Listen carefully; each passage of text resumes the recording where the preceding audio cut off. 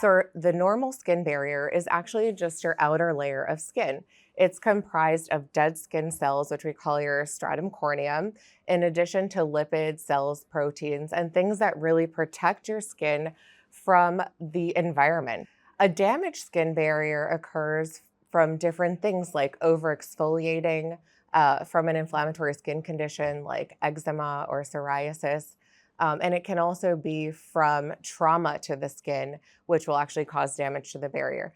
And when the barrier is damaged, it's less able to hold in moisture, stay hydrated, and also leaves a portal for bacteria and things that shouldn't be in the skin to enter. So it's really important when we think about skincare to make sure that we're using things that repair and protect our skin barrier so that we can continue to have healthy skin.